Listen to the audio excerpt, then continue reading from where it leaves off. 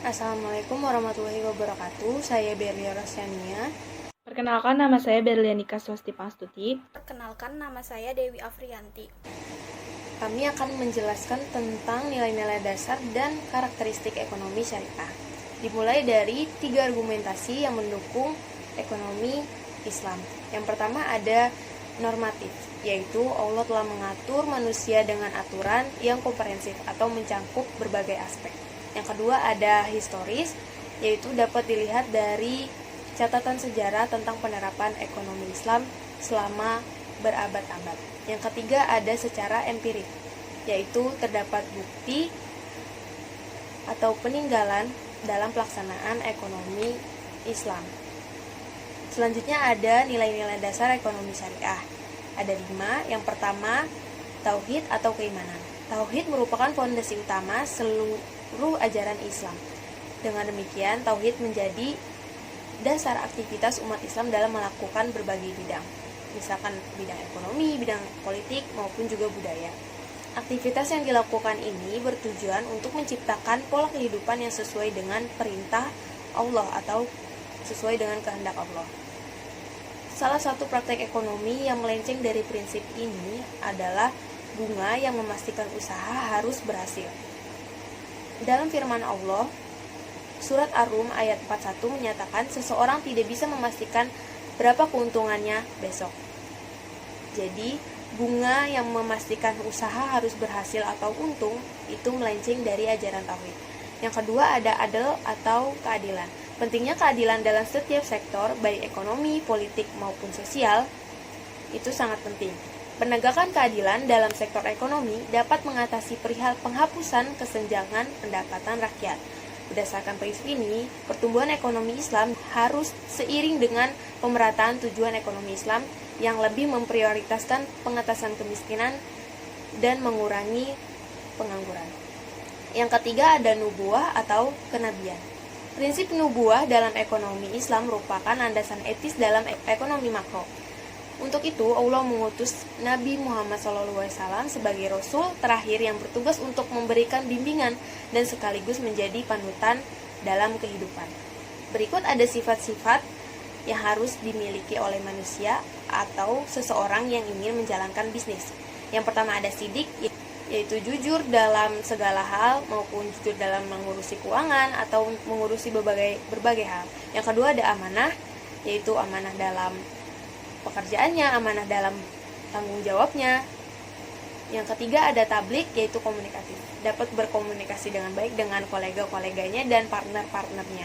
Yang keempat ada fatona, yaitu kecerdasan atau intelektual. Selanjutnya akan dijelaskan oleh Berliatika. Di sini saya akan melanjutkan materi dari Berlia Rosyania, yaitu tentang khalifah. Manusia diciptakan Allah untuk menjadi khalifah di muka bumi, yaitu menjadi wakil Allah untuk memakmurkan bumi dan alam semesta. Pada prinsipnya, manusia mampu melaksanakan tugas tersebut. Konsep khalifah dapat dijabarkan menjadi 3 bagian, yaitu yang pertama, bertanggung jawab berperilaku ekonomi dengan cara yang benar. Yang kedua, bertanggung jawab untuk mewujudkan kemaslahatan maksimum. Dan yang terakhir adalah bertanggung jawab memperbaiki kesejahteraan setiap individu. Selanjutnya ada ma'at. Ma'at adalah konsepsi yang menyatakan bahwa setiap diri muslim harus punya keyakinan bahwa kehidupan ini tidak hanya di dunia saja, namun ada juga di akhirat. Kehidupan di dunia bersifat sementara, sedangkan kehidupan akhirat bersifat kekal. Konsepsi ini menjadikan seorang muslim harus pandai-pandai dalam menjalani kehidupan di dunia, karena akan diberikan balasannya di akhirat kelak. Setelah 5 dasar yang sudah Berlia dan saya jabarkan tadi, di sini ada beberapa dasar ekonomi syariah yang terambil dari Al-Quran dan hadis.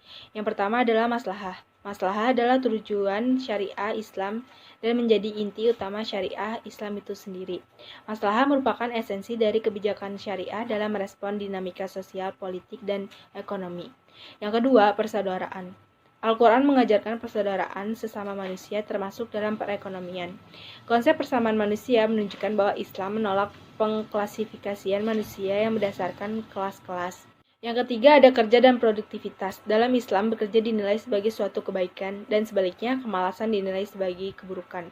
Dalam ekonomi Islam, perspektif kerja dan produktivitas adalah untuk mencapai 3 sasaran, yaitu yang pertama, mencukupi kebutuhan hidup, yang kedua, meraih laba yang wajar, dan yang terakhir, menciptakan kemakmuran lingkungan sosial maupun alamiah.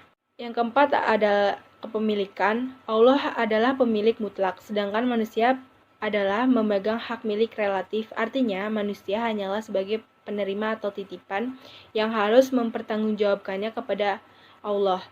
Ekonomi Islam membagi 3 jenis kepemilikan, yaitu pemilik individu, pemilik umum, dan pemilik negara. Yang kelima ada kebebasan dan tanggung jawab. Kebebasan dalam pengertian Islam adalah kebebasan yang terkendali. Faham ini mengajarkan bahwa manusia bertindak dan berperilaku bukan atas dasar kebebasannya sendiri, tetapi atas dasar kehendak Tuhan. Dan yang terakhir ada jaminan sosial. Negara pada dasarnya bertanggung jawab secara tidak langsung terhadap masyarakat, dan kewajibannya adalah meringankan dan menghapus penderitaan rakyatnya. Jelas bahwa sistem Islam tidak membiarkan mereka menjadi miskin dan terlantar, tetapi berupaya mewujudkan mereka kehidupan yang layak. Materi selanjutnya akan dibacakan oleh Dewi Afriyanti. Basis kebijakan ekonomi Islam yang mutlak harus diusahakan, antara lain yang pertama penghapusan riba.